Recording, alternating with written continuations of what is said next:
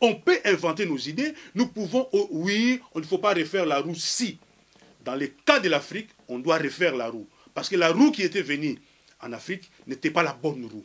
Et je vous invite tous à avoir le courage, tout en chassant cet imposteur, de pouvoir nous imprégner de ces paradigmes qui consistent à ce que l'esprit dirige la matière et non l'inverse.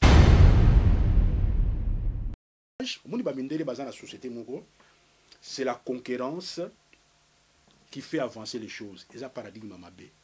Parce que ça source à haine, source à jalousie pour pouvoir nous concurrencer.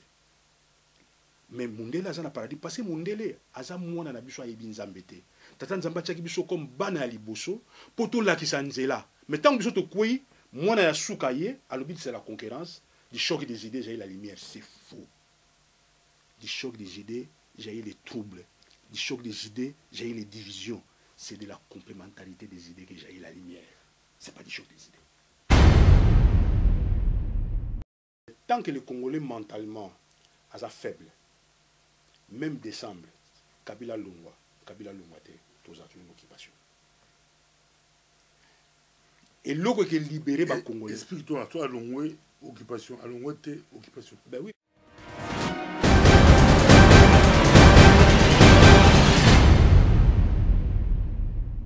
Chers téléspectateurs du micro du Pasteur Bobo, partout où vous êtes à travers le monde, nous vous disons bonjour ou bonsoir, ça dépend de l'heure à laquelle vous nous regardez. Nous sommes encore avec Ekumani Wetike, vous aimez tant.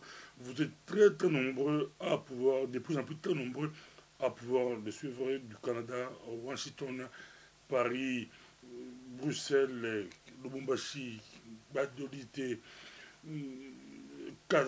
Kananga, partout, vous suivez Ekumani Wetike, même à Lomé, Côte d'Ivoire. Nous sommes avec lui. Bonjour monsieur Ekumani Wetike. Bonjour Papa Bobo et bonjour mes frères et sœurs. On vous suit partout à travers le monde. Comment vous vous portez? Je me porte bien, Pasteur Bobo, par la grâce du Seigneur. La dernière émission, on était avec vous. Les gens ont beaucoup aimé. Mais le titre, c'était aussi un peu compliqué. Hein. Nos ancêtres, si je peux renverser, le titre n'était pas des sorciers. Absolument. Nos ancêtres n'étaient pas des sorciers. D'ailleurs, j'ai reçu une réaction par rapport à cette émission-là. Il y a un bien-aimé qui va me suivre et qui n'apprécie pas beaucoup que nous puissions parler de la cosmogonie africaine parce que certaines catégories de ces personnes estiment qu'au moment où nous voulons nous libérer notre pays de la servitude, c'est peut-être une distraction. Pasteur Bobo, j'aimerais répondre à mon frère qui m'a posé cette problématique-là. Monsieur, nous allons libérer notre pays de quoi? Oui, nous devons chasser Kabila parce que Kabila a mal géré les pays. Mais regardez, à l'époque de Mobutu, nous avons aussi désiré chasser Mobutu. Et à l'époque, moi j'étais à Kinshasa, on disait, ils allaient tabayer, vaut mieux que tout tabac diriger Bissot, mais Mobutu t'es. Mais comme on n'a pas approfondi notre libération, nous avons eu maintenant Kabila. De même, mes frères, si nous sommes toujours dans cette légèreté, et si nous ne nous posons pas de très bonnes questions, nous n'affinons pas nos stratégies, nous risquons encore d'avoir pire que Kabila. Je ne souhaite pas qu'on puisse avoir pire que Kabila, mais nous risquons quelqu'un de nulle part venir prendre le pouvoir au Congo. Voilà pourquoi nous devons savoir c'est quoi la libération. Nous nous libérons de quoi? Des Européens, mais nous allons nous libérer des étrangers du business. De quoi exactement? Voilà pourquoi Ekumani est dans ces combats, mais je suis en train de vous accompagner pour que vous donniez un sens à votre libération afin que vous soyez effectivement des hommes libres. Maître Yoshua disait, vous connaîtrez la vérité et la vérité vous rendra libre. Si demain l'Afrique veut être, nous voulons être des hommes et des femmes libres, nous devons gouverner nos pays selon la vérité. La question, c'est quoi la vérité politique? C'est quoi la vérité politique? Nous sommes avec vous. Si je comprends bien le reproche du monsieur, donc, Ekumani Wetike, partout où vous êtes, ne parlez plus d'autre chose. Il faut parler. vous devrez parler du Congo. Du Congo dans le sens politique. Dans les ici, on parle Congo, nos ancêtres, mais lui, directement, il faut parler politique. C'est normal. Voilà, au fait, je comprends. Je comprends très bien les messieurs. Même les politiciens, même des fois, ils font aussi autre chose. On les voit faire le jogging, natation, rigoler, manger, faire du foot. Parce que la vie d'un homme, c'est pratiquement impossible pour un homme du matin au soir de ne parler que de politique. Oui, je comprends. C'est-à-dire, le monsieur, il dit, Koumani, vous êtes un leader d'opinion, vous avez la force, vous avez l'opinion sur lui. Alors, utilisez plutôt cette force de persuasion que vous avez pour mobiliser les gens autour de la libération, c'est-à-dire chasser Kabila. C'est son problème. C'est son problème. Il ne voit pas les liens entre le discours de l'ancestralité avec la libération politique. Il s'est dit, mais vous êtes un homme du progrès. Mais pourquoi vous n'utilisez pas votre force de persuasion pour convaincre les Congolais, afin qu'ils se mobilisent tous ensemble pour chasser Kabila? C'est comme ça que je lui dis, oui, je suis en train de le faire, mais n'a pas encore vu les liens. Parce que nous allons chasser Kabila pour faire quoi? Pour faire quoi par la suite? Ok, admettons qu'on chasse Kabila, M. Tshisekedi prend le pouvoir. Il prend le pouvoir, il nomme des gens que nous aimons. On va faire quoi? On va continuer avec le système capitaliste? C'est cela qui va nous libérer? Parce que ce système-là, cette façon de gérer a fait de nous, les Occidentaux sont les métropoles de nos pays. Donc nous, nous sommes des sous-traitants pour les Occidentaux. Nous allons continuer. Voilà pourquoi même les hommes du progrès, vous voyez, les hommes du progrès, j'attends les hommes du progrès dire, ah oui, win-win. Est-ce que ce monde mondial a win-win? Et comme on va vous laisser le temps, mais quelqu'un a dit, c'est vous qui comprenez les choses, hein, parce que vous attaquez et Kabila et les Occidentaux. Si vous attaquez les deux en même temps, ça sera difficile qu'on puisse renverser le système capitaliste mondial dans 2 mois, dans 6 mois. Donc, mieux vaut manager un peu. Nous voulons chasser Kabila. On ne peut pas avoir et le beurre et l'argent du beurre, comme on dit. Donc, nous voulons avoir les deux en même temps. Ça sera très compliqué. Je suis d'accord avec vous que même si aujourd'hui on prenait le pouvoir, même si Tshisekedi prenait le pouvoir, le combat n'est pas fini. Si vous croyez qu'il prend le pouvoir, on fait, mais le lendemain, ça sera encore de la crise. Le grand combat, c'est ce que vous dites, il y a un grand combat. Mais pourquoi ne pas avoir la sagesse de nos ancêtres? Je vais vous laisser. Absolument. Vous avez posé une très bonne question et c'est une très bonne perspective, votre vision de la façon. Vous savez, Kabila, nous détestons, enfin, moi je ne parle pas de détester, parce que moi je ne déteste personne. Je déteste les comportements, les systèmes. Qu'est-ce que nous détestons? Nous détestons dans les systèmes politiques actuels, les gens ne comprennent pas que la politique c'est un apostolat pour créer des conditions afin que le peuple congolais puisse bien faire son expérience. Mais je vais vous mettre au défi, la plupart des politiciens aujourd'hui qui sont dans l'opposition, qui veulent, dans leur discours, qui parlent de la démocratie, des états de droit, ils sont de la même mentalité que Kabila. Vous allez voir la plupart de ces gens-là qui soutiennent Tshisekedi, une fois on redistribue les cartes, ils ne se retrouvent pas, ils se mettront à l'opposition. Ils se mettront. Donc, le problème, c'est dans le mental. Le Kabila, il y a plein de Kabila au Congo. Aujourd'hui, c'est un peu facile. Comme on dit Kabila, c'est Mobutu Light. Voilà, c'est la même chose. C'est un peu facile de dire, maintenant, c'est un bouc émissaire, c'est un Rwandais. Exact. C'est un Rwandais et il ne faudrait pas qu'un étranger dirige le Congo. Mais les systèmes de gouvernance, les Mende, les Bouchab, les Minaku, ils sont tous pareils. Et les Mwando Simba, les Kamitatu, tous ceux qui sont dans les rassemblements, ils ont géré les pays. Ils ont tous géré les pays. Donc, la libération est mentale. Il faudrait que les Congolais comprennent c'est quoi la politique. La politique, ce n'est pas quand vous êtes dans l'opposition, vous avez un beau discours séduisant, mais dès que vous êtes au pouvoir, vous êtes là pour assouvir vos propres besoins. Voilà pourquoi je suis en train de dire, nous devons revenir à la conception de nos tout-moi.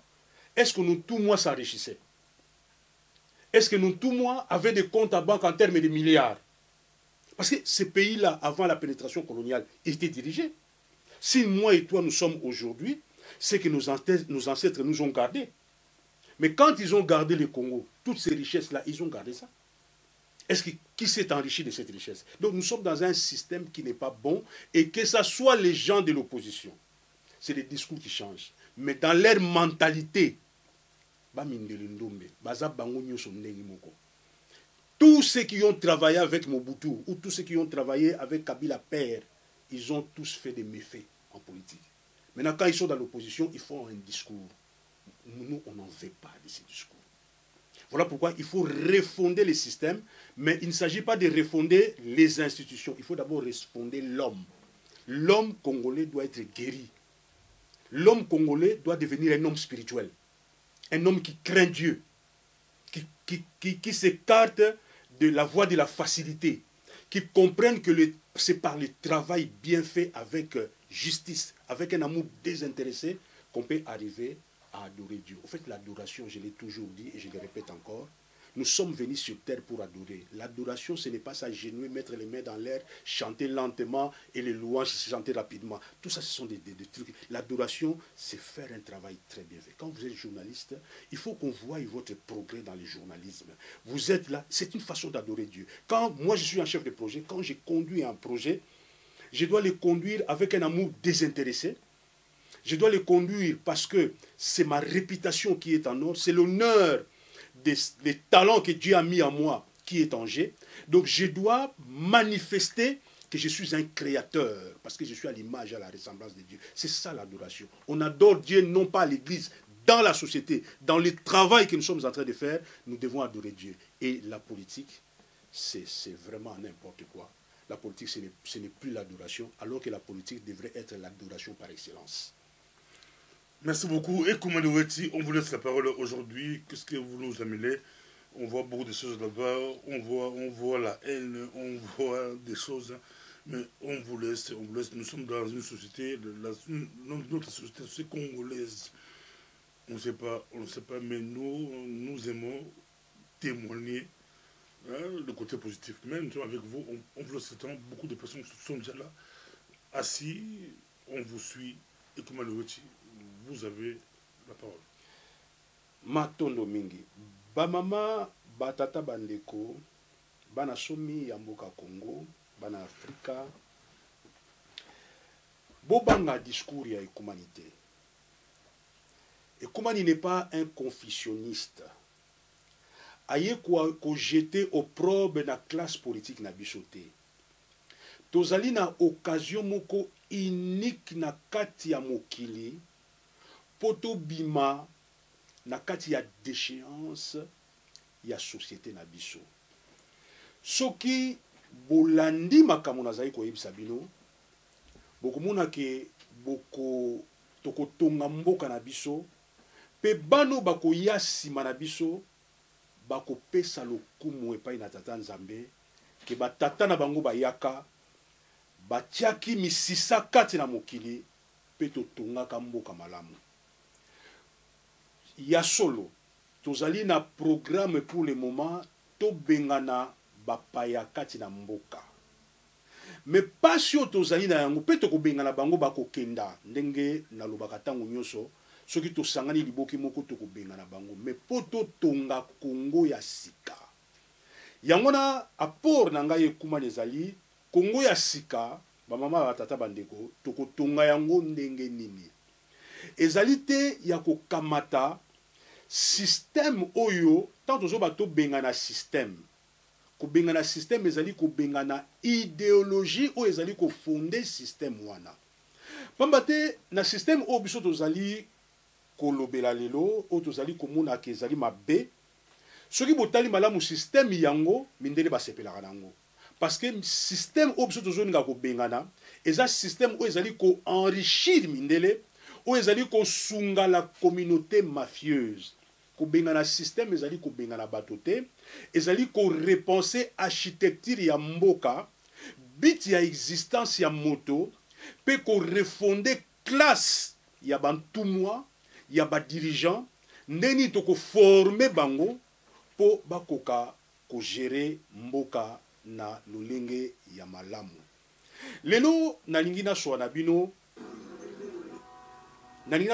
lelo sur l'envie et la haine. Où ils allaient bâtir système ya ba politicien ya lelo. Pambate ceux qui botali na ba européen, bango baza na paradigme moko. Paradigme c'est-à-dire ba na vision na bango moko. Vision na bango eza nini? Neni na kati ya mabele na biso tokoki ko satisfaire l'homme animal. Parce que moto azami balé. Biso tozaka mi balé. Toza ba esprit, mais ba esprit yango po sala expérience na ye avant da kati na nzoto.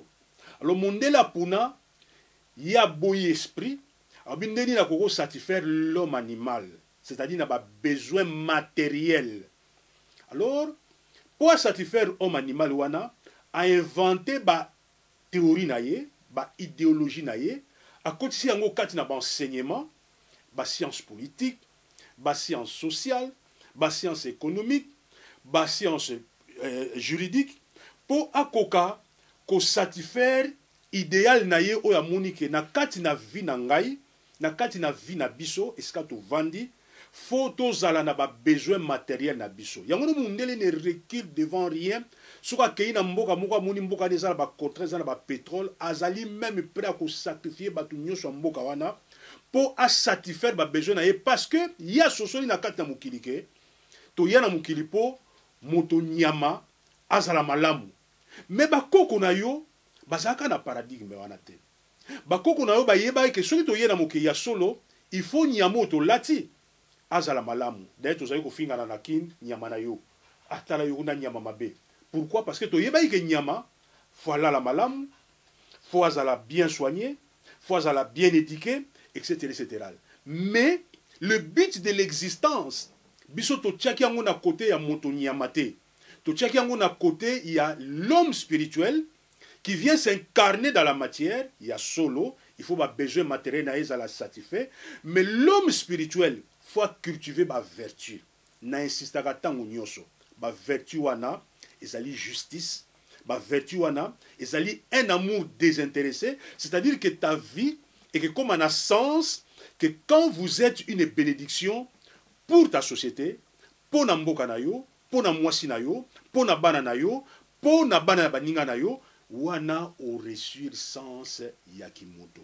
Alors, toko tonga ba mboka na biso, toko tia ba nkumu na mboka o bazali formé, ba yebi ke zalaka ndengwana, ba formé bango biso zobe yango initiation, mundela pakuli yango salité, abi initiation ezaki ndoki. Or, ce va le but que ne malongi, wana eza bonzambe, mais initiation eza malongi, ezali ko lakisa mokili ba loi ya création. Pour bato ba ko diriger biso lobby, bazala na bwanya, bazala bato bazana bomoto kati na bango, bayeba ke ngai nazali mokengeli ya mboka mboma, ndenge bakoko ya bakongo baloba, si ya kwa mboma ki mpangala, mboko ezangi bakengeli, eza mboko oyo ke tambola malamu te, mokengeli ya mboka, il faut azala former na kimuntu. Il faut yemoko azala débarrasser na ba besoin matériel, ayeba ke esika nyonso bako tia yo, mokengeli aza nani, même juge de paix, juge ya tribunal la première instance, oza mokengeli ya mboka. Tala scandale esami na Congo, na tango seni sengi ba prolonger mandat ya Kabila tina 2018, tomoni ba cour suprême ya justice, ba juge batu ya sage, c'est malheureux. Premier organe ba biaiser loi na bango moko organique, tala batu ya boye. Bo sali loi, tokoki ko siéger te soki 3 personnes bazangi, mais bazangi 4, mais ba siéger. Alors tant bozo sala ba loi, bozo sala ba principe oyo ke gouverner bino moko, mais na ba intérêt na bino inavoué et égoïste, bozali ko bafouer ba loi wana, est-ce que boza batu to boza ba nyama? Bomoni. Donc yangwana tant que la classe politique actuelle, bokomona bango oyo alongo na parti oyo akena parti kuna pona nini envie de deux choses, envie à kozala président, envie à kozala ministre, to kamati yango et comme la finalité à vie. Non mes frères, la finalité de l'action politique c'est de créer un espace, les postes ne sont que des responsabilités pour vous permettre, il y a un levier de commande afin de créer et de sécuriser les biens et les personnes qui vivent dans cet espace-là. Nous ne sommes pas là cause à la ministre de la Défense, cause à la fonction régalienne de l'État, et ça objectif politique. Même dans Mindele, il y a solo vision na bango, paradigme na bango, il y a bien matériel, et ça bien té, et ça finalité à vite, mais ce qui m'a échoué dans le paradigme, c'est a honneur à démissionner. Abinga na kokite, tous peut-être ba socialiste ba kende, tous peut-être ba libéraux ba kende. Mais biso ba koko na biso, bazaka na paradigme que moto to yena mukilipo bonyama eza ekambama na spiritualité. Yangona basaki bekola initiation, moi ça zali na façon na ya kozala, mobala zali na façon na kozala, famille ezali stable, libote ezala kaboye, bongo ba politicien, ban kumu ya mboka bazali bato bazali ko faciliter bonzambe et vanda kati na mokili. Mais lelo ta la classe politique na biso ndenge ezali, est-ce que bazo poursuivre nini? Qu'est-ce que la classe politique est en train de poursuivre? Oh, c'est toi de là pour que je m'y mette et l'autre de répondre je suis et j'y reste. C'est tout. Bozali ko sala ba combat politique na ba science politique où ils ont binoté, où ils ont basé na ba paradigme existentiel ya binoté. Bozo pousser ba réflexion profondité. Au monde kaka ah oui na okende ko tala ba paya to ko sala win-win. Est-ce que mon nele asa ibza bino ke to sala win-win na ba congolais? Bon na ba politique na bango ba politicien na bango ba baka ah to ke to sala win-win. Pourquoi ko sala ba bololé boye? Pourquoi ko mi tia na place ya moke boye? Et puis vous allez ko bunda na bino ti lelo bo komi na même na ba poison eza mawa mingi. Donc ezali mayoto o bozali ko sala ba koko na bino esika bazali na mula Congo tant bazo tala bino bazo regretter ba bi bana na biso ba pesi biso mo Congo ba koti na ba biloko ezanga tina po ete bo yamba yamba moto mwindu ayambaka tala te, ayambi bonzambe ya bapaya, ayambi elateli ya bapaya, ayambi eleli ya bapala, et loko nyonso euti na bapaya. Le progrès, ce n'est pas l'assimilation. Le progrès, ce n'est pas l'imitation. Le progrès, ezali à partir ya racine na yo, avec l'apport venant de Dieu ou l'apport venant de l'étranger, au progresser et loko na yo. Et là qu'on a yonde qui progresser, au koyi ko joie mayele ya bapaya, mais pour faire progresser boyo, ou faire progresser bizaleli na bino et kende malamu. Progrès zalite ke yo tiki racine na yo, o mi kotisi na ndaku ya mama mususu, pe o mi bengi mama na komi mama na yo, c'est de n'importe quoi. Alors mes frères et sœurs, na exhorter bino, lelo nazan exhortation pour vous dire que surtout, bino la classe politique, vous ne faites pas de la politique. Vous faites tout sauf de la politique. Parce que, quelle est la vision existentielle il y a Congo au Bozana Yango? Former bino na ba science politique, il y a paya. La science politique, l'État, les entités administratives, et puis, voilà, l'entreprise, c'est pour faire les profits, tantôt tu as socialiste, tantôt tu as libéraux, tu épanouis le profit, surtout tu as socialiste, tu as la redistribution, il y a bien. Mais tu as sens, tout le monde en français, un communautarisme africain. Il y a solo, biloko ya mboka, nous partageons de manière équitable, mais nos institutions, notre organisation, notre société doit être fondée sur l'évolution de l'homme, afin qu'à ouvrir un réceptacle de valeurs naïe pour mutuana na soirée ya vie naïe à rencontrer la source divine à l'obakena yakina katina mokili. J'ai appris la sagesse na yekoli justice na yekoli amour désintéressé na komi mutu. Voilà. Mutu a réussir. Kotika biloko na mboka, otiki bandako ebele, otiki basi ebele, o réjouir, o lié bandunda na bafufu, ezali réussite te. La véritable réussite, ezali tango funguli nzela na yo, ya kozonga parce que awa na mokili, tozaba paya. Nous sommes dans un pèlerinage. Essayez bien de me comprendre parce que bon redéfinir sens ya bitumbo bozo bunda. Bozo bengana kabila mais bino moko boza ba kabila. En chacun de nous, Il y a un peu de Kabila. Kabila Zanani. Kabila Zali Moto Oyo. Alinga Zanaba compte na banque. Vous tous, vous êtes pareils. Ceux qui ont un compte na banque. Nous sommes tous pareils. Nous devons avoir le courage de nous regarder en face et de renoncer à ces paradigmes-là. Potoye ba soki to changement nini to lingi. Changement wana, c'est vrai, passe par Kabila, mais passe par de nouvelles idéologies. Il faut des inventaires des idées. Les idées s'inventent.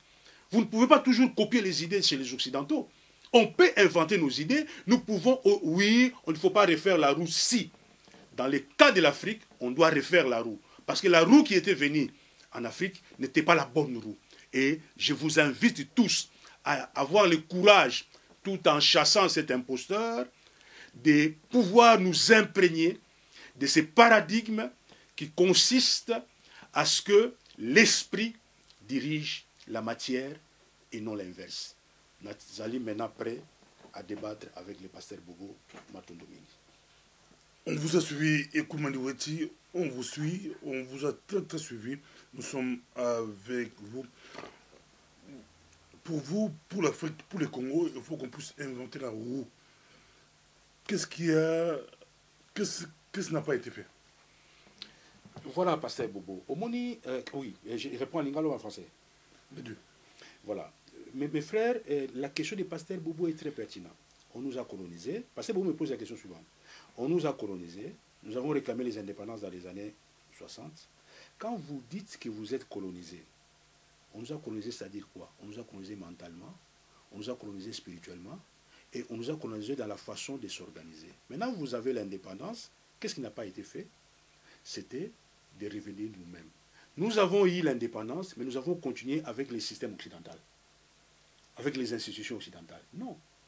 Nous devions avoir le courage de voir, bon, pendant les 80 ans de colonisation, voir quel est l'apport positif que les Blancs nous ont amené, et l'ajouter dans la base de biso.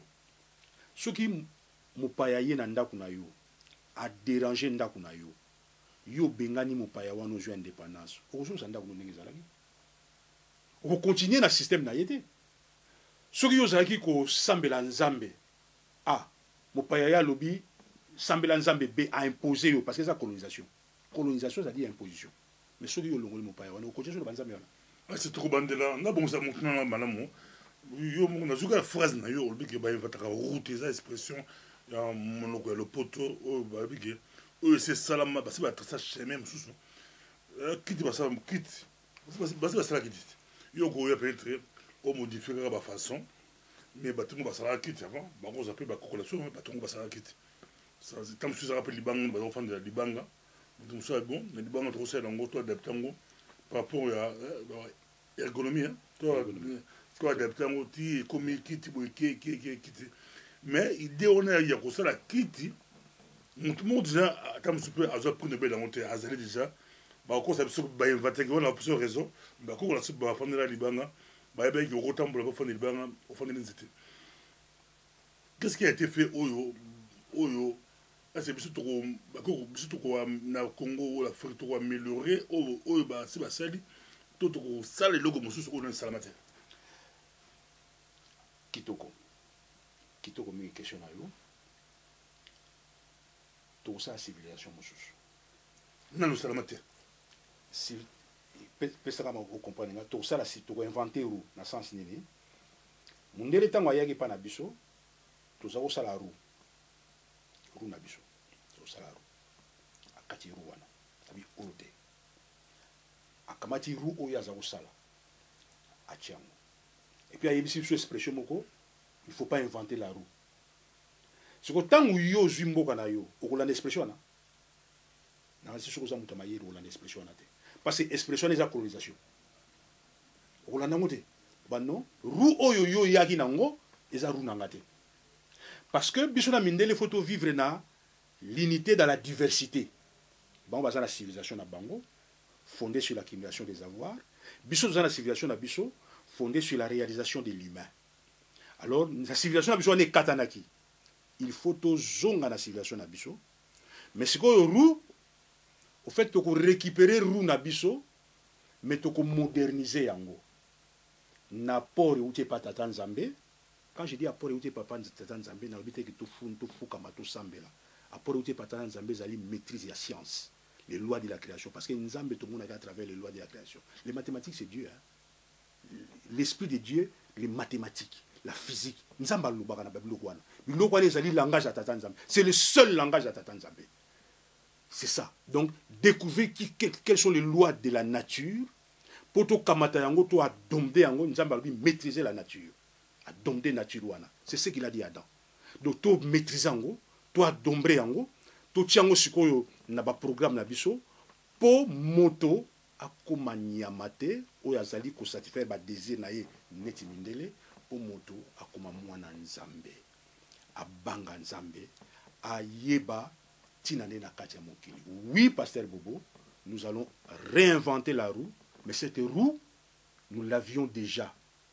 Mais to bungi mwanzela ba longeli biso mental nde pasi na nga yangwana nazolinga ko sala nyonso ba yindo ba comprendre que baza na histoire glorieuse avec Dieu, mais batika ka nzambe ba koti na civilisation ya bapaya, civilisation etambusaka basi mitakala, civilisation miyibi ko bomaka bato na ba Afrique, ba Amérique latine, ce qui a joué contrat a commis ko trembler ata moto azali wana bomaye kaka parce que a joué contrat biso za kindi ngwana te biso ba yindo to yiba biloko batute to sala civilisation to kendaka ko adombe batute to ko yiba bango to sala boye biso ce ko zana eloko na yo to sala partage to kotaka na ndako te to bandi ko yiba eza bizai na biso te de na bokoko na biso va mundela ya ki mo yibi atezalaka mezalaka penza ndenge komisi ote mais lelo tala bato nyonso bakomi moyibi même banganga nzambe bakomi ko yiba ozomona to civilisation bapaya.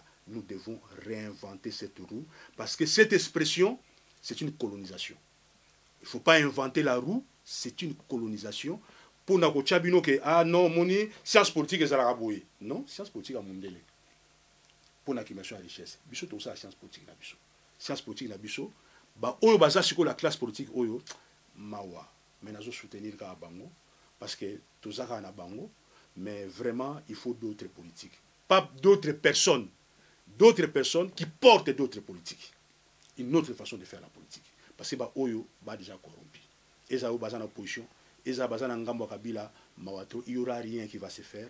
Nous allons chasser Kabila, certes, mais la souffrance la bichoté, ce qui va inventer route. Bah le côté la bichoté zana yo président mais to continue le kamu yo le bien wa l'affaire la haine la jalousie on a quand c'est America, Nord américain mingi balela pe balela balobi tozaka ndako moko na bandeko la biso na Afrika tozaka ndako moko mondela yaka ayina nzela ba tipo bayaka na mungwa bayaka na bilamba bapesa kala motema mabe baparent na biso bakoko la biso bazwa biso bateka biso pokenda motema mabe ngusiko na yebite soki ezaka pa ba Nord américain bakenda nango pa la bomba bomana pe entre boka ba ezal héréditaire biso totikala motema mabe on a miko di passer botote ya on ba motema likundu motema mabe za makasi penza ekomani weti yo makambo lobela yo lobela makambo c'est comment est la politique olinga te moninga bima bimisa moto akende olinga te so yo po ozali onganza milo fandi penza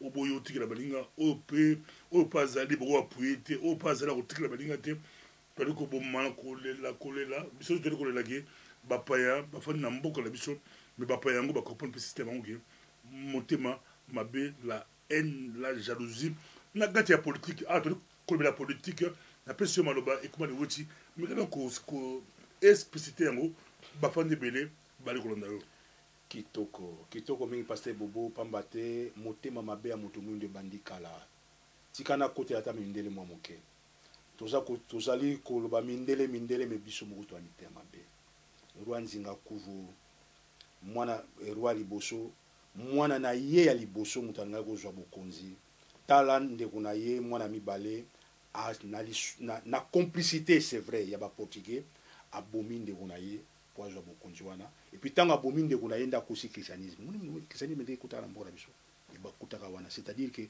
ba mindele ba ye mwana liboso ya nzinga kuvu alobi non o biloko nini papa koti na bozoba so inga na zui pouvoir na kozongela initiation bakoko na biso bamindele bamoni mwana soki azwi pouvoir eza malamu te batravaille leki na ye po azalaki na mama mosusu atie ndeko na ye poison azwi pouvoir akamati mwana liboso premier prêtre ya bayindo atindi na Vatican baye bakotisi bonzambe na bango oyo verkis aloba nzambe nakemi tunaka basantu nyonso mindele biso bato mundu touti wapi tala bosamboli ya mutu mundu motema mabe bebandi wana te motema mabe bandi uta kala ntango tozalaka na Moyen-Orient tozalaka bankumu ya mboka bakosangana okomona baprofete bazali kopesa ye kaka kofule mopepe yo leki bango yo bona bamishe batikalaka bango moko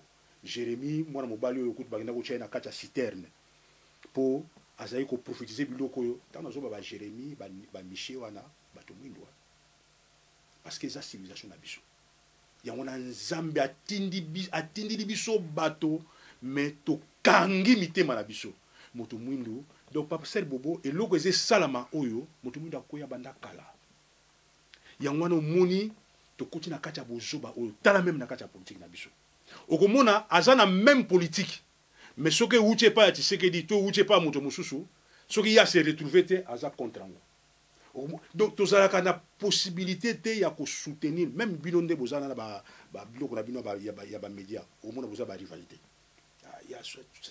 azwi 37 000 voix nga nazwi boye na boye nga moto na yambo okomona balangage na biso esemonaka tozala na babebe tokoli te pourquoi parce que moto mwindo aza na envie moko ya soin soki eloko esami malamu epa ndeko na ye olo apprécie yango azwa port wana extérieur a améliorer oya ye ese sale un petit peu c'est-à-dire que aza na courage omoni bamindele baza na société moko c'est la concurrence qui fait avancer les choses eza paradigme mabe parce que eza source ya haine source ya jalousie nous pour pouvoir nous concurrencer mais mundele aza na paradigme parce que mundele aza mwana na biso ayebi nzambe te tata nzambe atiaki biso comme bana ya liboso po tolakisa nzela mais ntango biso tokwei mwana ya suka ye alobi c'est la concurrence du choc des idées j'ai la lumière c'est faux du choc des idées j'ai les troubles du choc des idées j'ai les divisions c'est de la complémentarité des idées que j'ai la lumière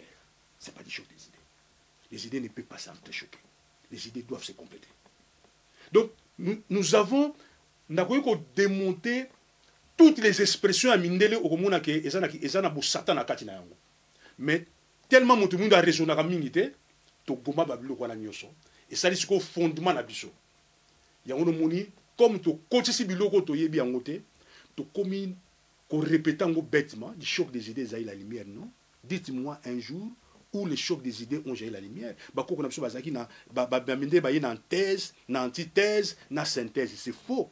Le monde ne se construit pas avec la thèse et l'antithèse. C'est très faux. Babylone qu'on a platonique et ça faux. Le monde se construit avec la complémentarité des idées. Au moni Pasteur Bobo, pour reprendre vraiment réponse dans la phrase nayo, donc moto mundo akoya. Même lo que ça na ba politique na biso, ezaba vandi wana rassemblement baza ko se jimeler.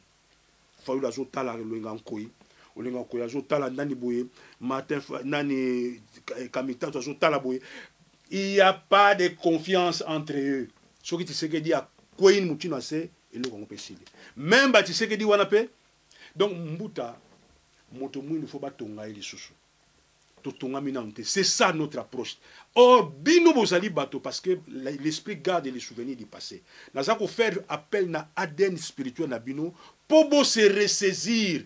Ne pensez pas que c'est humiliant à un moment donné de s'arrêter. Vous savez, l'enfant prodige, qu'est-ce qu'il a fait? L'enfant prodige s'est arrêté. Il a dit non. Dans la maison de mon père, tout en boulot à boité. Bako qu'on a biso bazaka boité. Nanda kwa tata langa zaka boité. Nanda kwa tata langa bazaki na respect. Bazaki boé, bazaki boé. Non. J'ai rentré. Il y a solo na épité papa au conseiller ngande nini. Mais na ko zonga.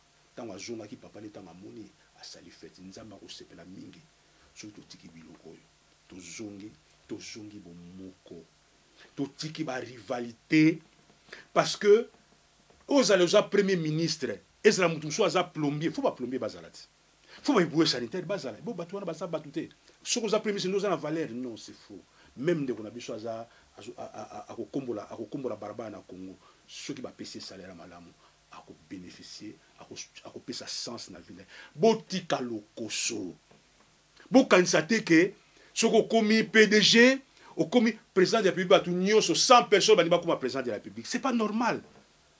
La présidence ya mboka nzambe mutu aponaka nzambe mutu akoponela biso mokonzi na système tokosala ya maison de la sagesse oyo banotable nyonso ya mboka bakovanda bakopona le premier d'entre eux akozala chef de l'État akodiriger enfin je ferme cette parenthèse parce que on est à débat mais ne pensez pas que aujourd'hui je vais citer les noms c'est quoi comme premier to tia par exemple comme premier ndé salinini ndé et conduire biso na nino moni et loka liboso bana kosomba omona ya komina ba plantation akosomba boye akosala boye akomona lobby na Pamela Papes akomina 5 milliards bozoba kaka 5 milliards yango pe batika yango kaka bakufaka lokwa basoso moni toujours comprendre que paradigme wana mundela azo seka bino parce que mundelo ya inventé paradigme wana ayebi ndinga ko salela yango mundela za na soin aza na envie masala yango na soin bino boza ba sous-traitant na ye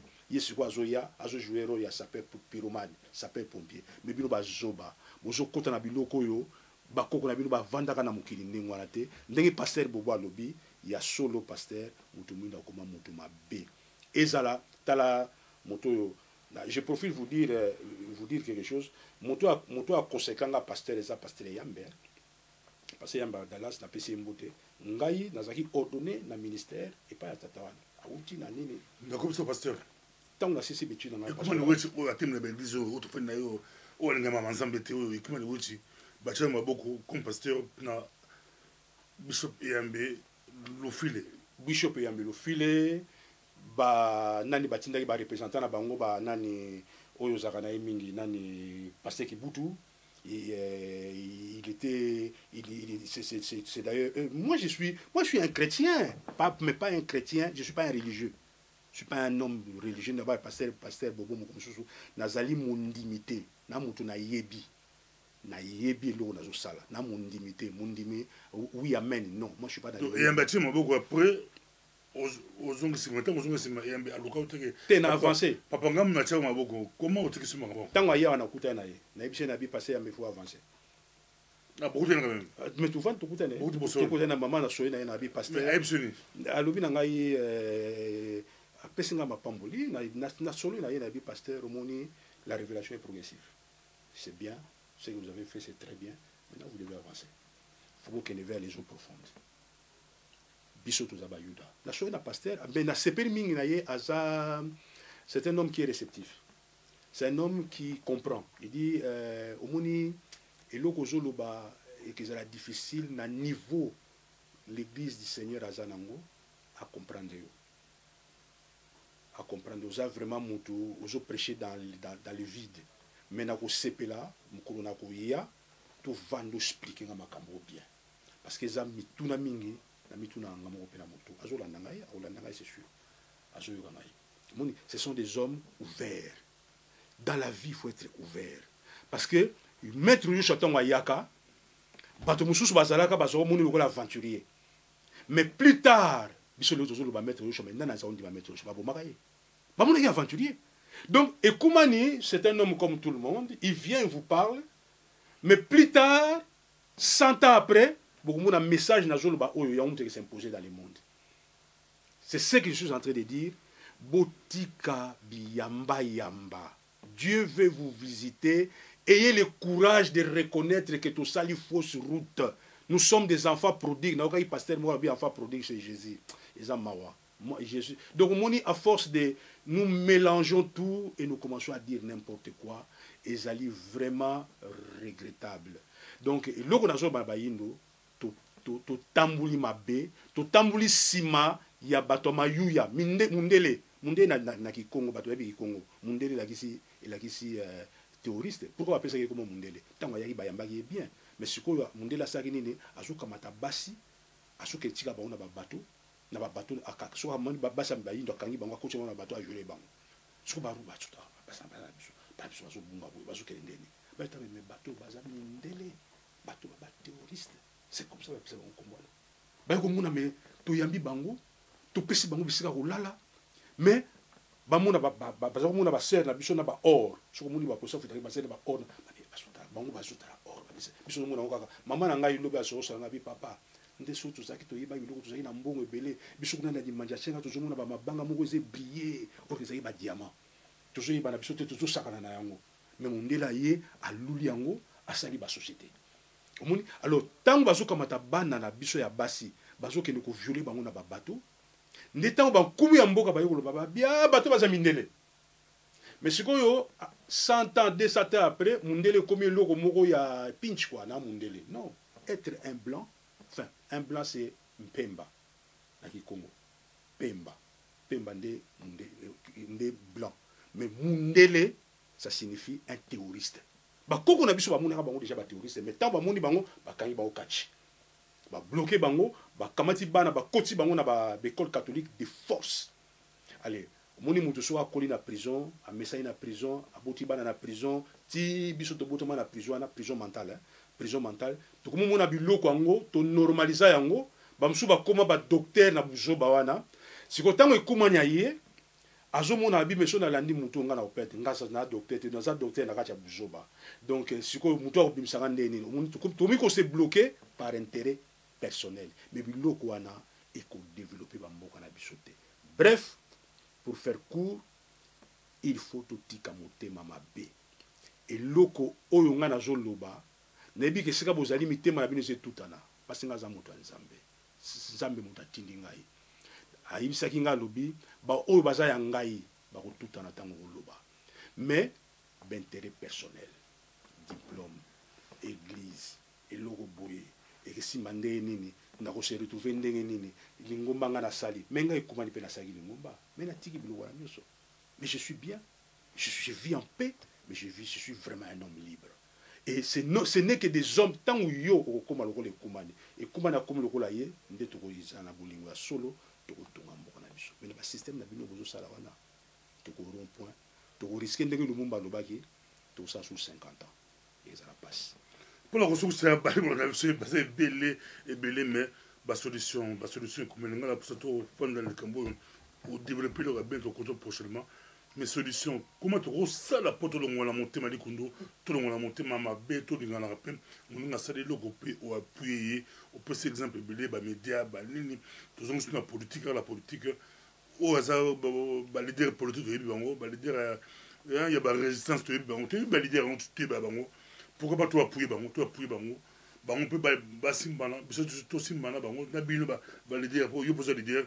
to que na bino ti to ça la changement na mboka la biso il faut quoi ba remettre ba solution et comment dire ba li kolanda yo mokilomba jalousie na motema li kundu remettre nango ezami kisi nango ezani ces ans kisi ezana kisi metanoia ndenge ba grec baloba la repentance regret sincère tant bozo yo kama kambo ezala zo politique obité politique zo sala na ba particratie oyo yo mo yebi pour sala parti na yo oyebi pour na nino sala pa est-ce que sala parti no pour na bonheur ya peuple ou bien ça tremplin pour na yo okoma na poste mo songolo oyebi sala repentance eza na trois choses regret sincère confession et ferme résolution de ne plus recommencer. Voilà les trois choses ici par la repentance. Sima, tout sangana. Mais ce qui tout sangani, na mitema ya repentance te, tala tata nangana ngara mingi papa ngwanda. Asali dernièrement vidéo na bino, alobi ba bumi bana ya pamba, mais muta bumi eza kabila, moni motema be.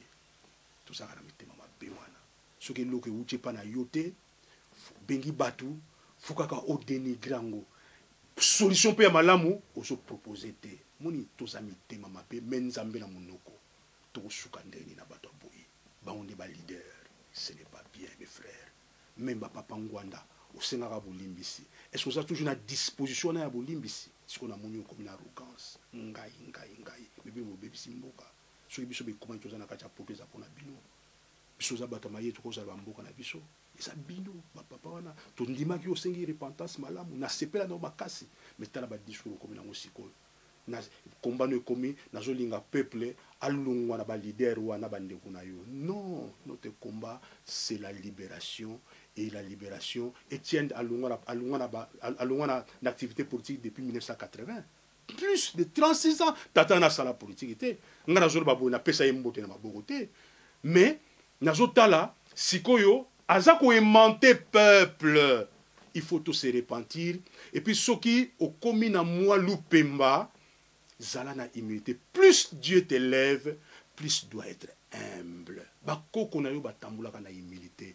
Pasteur Bobo bambebeza mingi. Ma bebeza mingi parce que bato wana nyonso bana discours malamu mais soko checker bango omona bo moto ezate. Mais discours moko mona pas bakoko dribbler yo mais soko zali moto za na force d'esprit omona ke o eza malamu te. Donc repentance.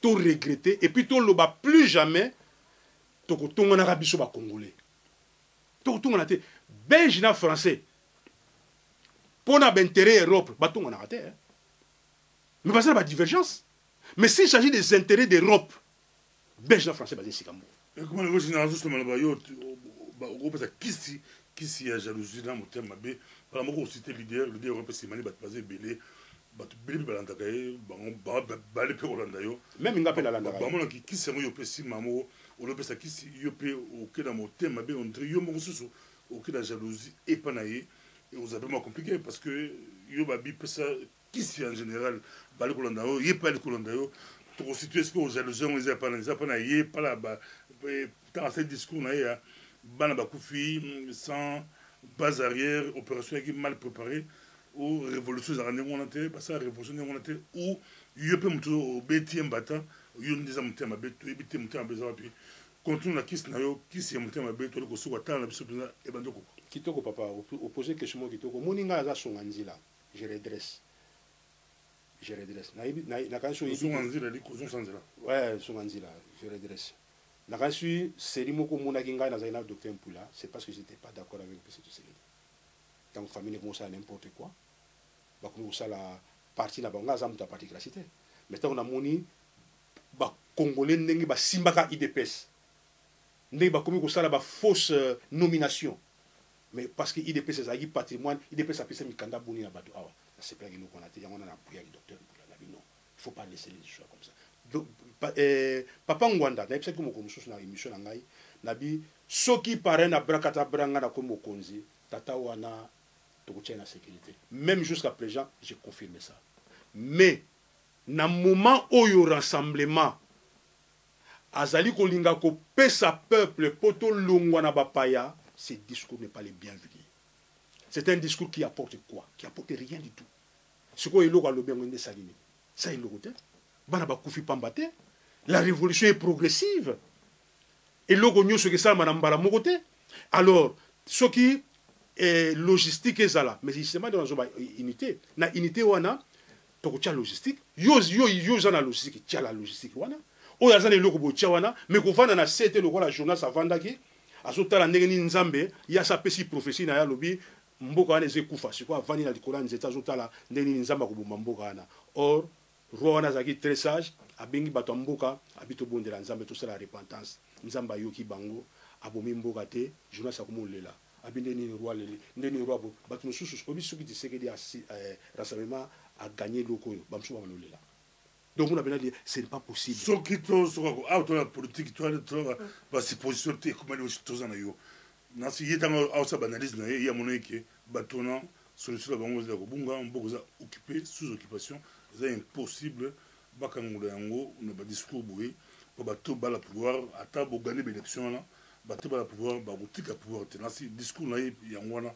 surtout la ndenge so yo bi ba soki pe et qui gage dans 2 mois pour ça caractère dans 2 mois dans 2 mois kabila bimisi bachar na ye tout mindele puis la position bon le couteau mindele la position ba pe sa position netité et que kabila atikali le 21 ou le 22 décembre yo bi révolution progressive na d'accord na yo et qu'on rattrape la décembre et beti pétam sous na 2020 Mais au n'a pas un non, surtout comme en décembre. Ngaba na conseil na ipsaki yo combat tant que les Congolais mentalement à faible. Même décembre, Kabila Lungwa te tous une occupation. Et l'autre qui est libéré par Congolais. Explique-toi, toi, à Longwe, occupation. À Longwe, occupation. Ben oui, parce que les matières, notre pays est géré par les Occidentaux. Les matières premières, les balances des paiements extravertis. Non, c'est pas Kabila, c'est le système. C'est le système. Il y a des sikoyo aïe, koko tu sabes intérêt, il y a des pays frontaliers, il y a des Rwandais, des Ougandais, aïe koko ça on a une salité. Mais depuis Mobutu. C'est que le côté Mongo, ils ont la yo, ils ont honoré Mwanda. Bon, ça peut démagoger pour attendre aussi pouvoir. Attends, honorer Mwanda aussi pouvoir. Exact. Même Ngaï, si on a eu pouvoir, dans la situation où on est allé, ça n'a rien. Il faut que l'homme noir atteigne la maturité spirituelle. Donc, délivrance, c'est bien à Congo, spirituelle. Ils ont non.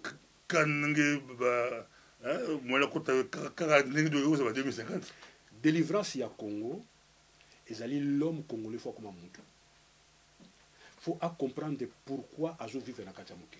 Merci beaucoup. Et ça qui écoute le web de ton monde prochainement. Mais beaucoup de gens ont été délivrance à Congo. Ils ont point capital. Alors bien comme Maria Motuya, il y a ma casse na souka qui a kenda kendete to la sous occupation. Ils ont éloko il y a Motuya na ebiké. Même dans l'université, dans l'école, partout, bateau, à l'université, comment les autres batailles à l'université, avant même Kabila, peut-être avant, à pouvoir te barraquer, Mindilende, imposer pour la matière première l'Afrique. Déjà à l'époque, les routes de matière ont été belé, la guerre, la poste, pour la banque, le jeu gagne le moteur de Bitumba. Mundela Bundapé. Ndenge mususu bisebeto obunda ndenge mususu ba parti politique obunda ndenge mususu et comment les autres et pour équilibrer ma solo mais toujours on a tout analysé sur pour là. Merci beaucoup de tout le monde prochainement. Merci pasteur Bobo et merci à vous tous. C'est qu'on a conclu Zaka la personne de la média science. La sagesse de Dieu a bâti l'univers. Son amour les conserve et sa justice les gouverne. Bana ya Congo, vous bâtir Congo na sagesse, vous conserver Congo na bolingo, pe bako bako diriger yango, ba diriger yango na justice ya Tata Nzambe. Merci.